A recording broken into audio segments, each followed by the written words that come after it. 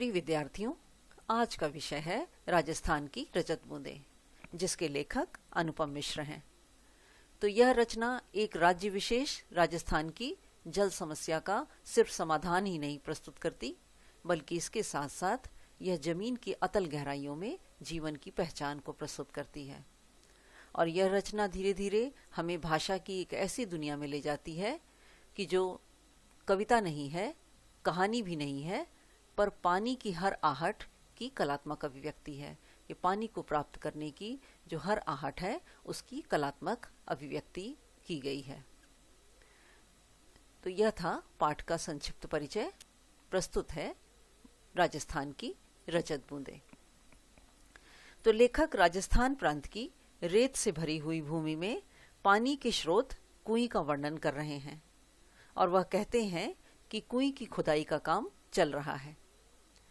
तो पसीने में तरबतर चेलवांजी कुएं के भीतर काम कर रहे हैं। तरबतर यानी पसीने से भीगे हुए चेलवांजी खुदाई में दक्ष लोग, खुदाई करने में अत्यंत कुशल लोग कुएं के भीतर खुदाई का काम कर रहे हैं। और कोई 30-35 हाथ की गहरी खुदाई हो चुकी है, और अब जमीन के भीतर गर्मी बढ़ती ही जा रही है, और कुएं का व्यास जो है, जो यानी कुएं का जो गोल घेरा है, वह बहुत ही सकरा है, वह बहुत पतला है। और उखरू बैठे हुए, उखरू पैर मोड़कर बैठे हुए ऐसे चेलवांजी की पीठ और छाती से एक एक हाथ की दूरी पर ही मिट्टी है। कि कुएं का व्यास इतना पतला है कि जो अंदर खुदाई करने वाला जो चेलवांजी है, वह उसकी पीठ और छाती दोनों से एक एक हाथ की दूरी पर ही मिट्टी है। यानी वह गहरी खुदाई अत्यंत ही सकरी है। इतनी सकरी जगह में यह काम कुल्हाड़ी या फावड़े से नहीं किया जा सकता। तो इस खुदाई को करने में यहाँ बसौली से खुदाई की जा रही है। और बसौली क्या है कि एक छोटी सी डंडी पर छोटे फावड़े जैसा औजार होता है। फावड़ा तो बड़ा औजार है, लेकिन यह बसौली छोटी सी डंडी में छोटे से फावड़े के आकार जैसा औजार होता है, जिसका नुकीला फल होता है, और वह लोहे का बना, और साथ ही साथ उसका हत्था लकड़ी का है। तो कुएं की खुदाई का काम बसौली जैसे छोटे फावड़े से किया जाता है। कुएं की गहराई में चल रहे मेहनती काम पर वहां की गर्मी का असर पड़ेगा। अब कुएं अत्यंत गहरी है, और वहां पर जो मेहनत करने वाले लोग हैं उनको गर्मी का सामना करना पड़ता है। तो अंदर गहराई में गर्मी को कम करने के लिए ऊपर जो जमीन पर लोग खड़े रहते हैं, वह बीच बीच में मुट्ठी भर रेत बहुत जोर के साथ नीचे कुएं में फेंकते हैं, जिससे उस मिट्टी के साथ साथ, उस रेत के साथ साथ ऊपर की ताजी हवा भी नीचे फेंकाती है। और गहराई में जो दम घोटू गर्म हवा है, यानी दम घोट देने वाली जो गर्म हवा एकत्र हो गई है, वह ऊपर से फेंकी गई रेत की गति से वह गर्म हवा ऊपर की ओर लौट जाती है। और इतने ऊपर से फेंकी जा रही रेत के कण नीचे काम कर रहे चेलवांजी के सिर पर लग सकते हैं। तो इससे बचने के लिए वह अपने सिर पर कांसे का या पीतल या अन्य किसी धातु का एक बर्तन टोप की तरह पहने रहता है, ताकि उसके सिर पर पड़ने वाली रेत उसको चोट न पहुंचा सके। अब नीचे थोड़ी खुदाई हो जाने के बाद चेलवांजी के पंजों के आसपास, जो उसके पैर के पंजे हैं, उसके आसपास मलबा जमा हो जाता है, और ऊपर रस्सी से एक छोटा सा डोल या बाल्टी उतारी जाती है। उस मलबे को निकालने के लिए एक रस्सी में छोटा सा डोल या बर्तन या फिर बाल्टी कुएं के अंदर उतारी जाती है, और मिट्टी उसमें भर दी जाती है। और पूरी सावधानी के साथ ऊपर खींचते समय भी बाल्टी में से कुछ रेत और कंकड़ नीचे गिर सकते हैं। तो इससे बचने के लिए चेलवांजी जो टोप पहने रहता है, वह टोप इससे जो है चेलवांजी के सिर को बचाता है। अब चेलवांजी यानी चेलवांजी को चेजारो भी कहा जाता है, और चेजारो कुएं की खुदाई करने वाले, एक विशेष तरह की चिनाई करने वाले, चिनाई यानी उसको जोड़ने वाले, ऐसे लोग अत्यंत दक्षतम लोग हैं, दक्षतम अत्यंत कुशल लोग।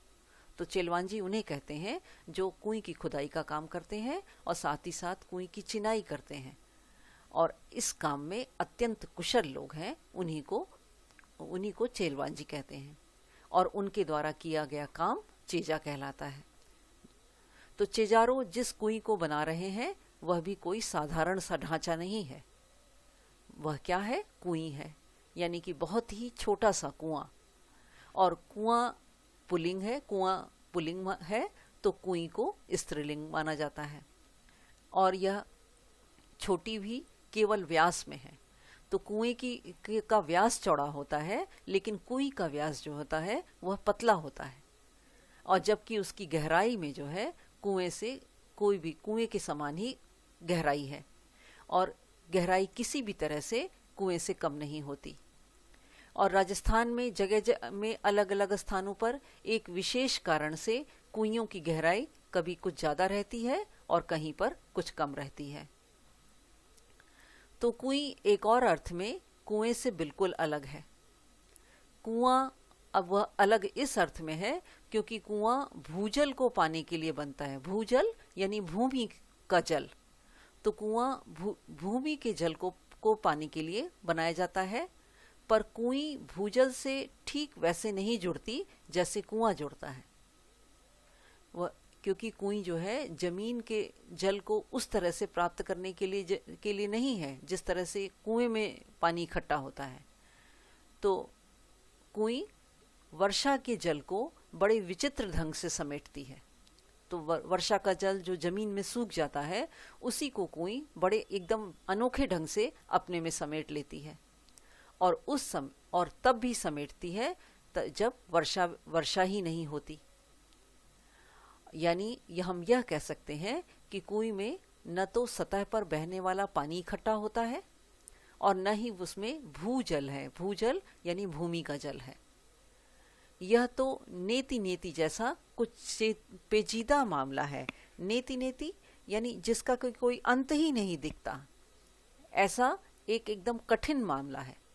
तो कुएं में जो पानी इकट्ठा होता है वह कुएं के पानी जैसा नहीं है, बल्कि यह अत्यंत कठिन, अत्यंत जिसका कि कोई अंत नहीं दिखता, ऐसा बूंद बूंद इकट्ठा होने वाला पानी वह कुएं में एकत्र होता है।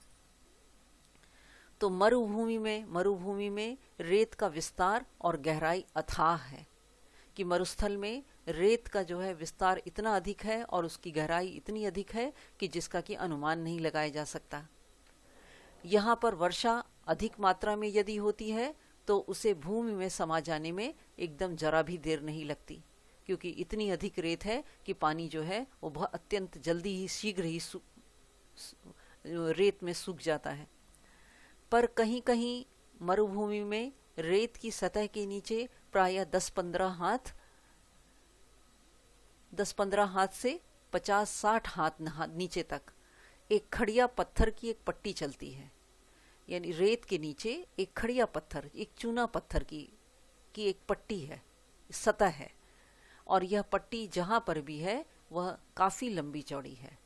तो रेत के नीचे 50-60 हाथ नीचे एक चूना पत्थर की, खड़िया पत्थर की पट्टी है, और यह पट्टी काफ़ी लंबी चौड़ी है, पर रेत के नीचे दबी रहने के कारण यह ऊपर से खड़िया पत्थर की पट्टी नहीं दिखाई देती।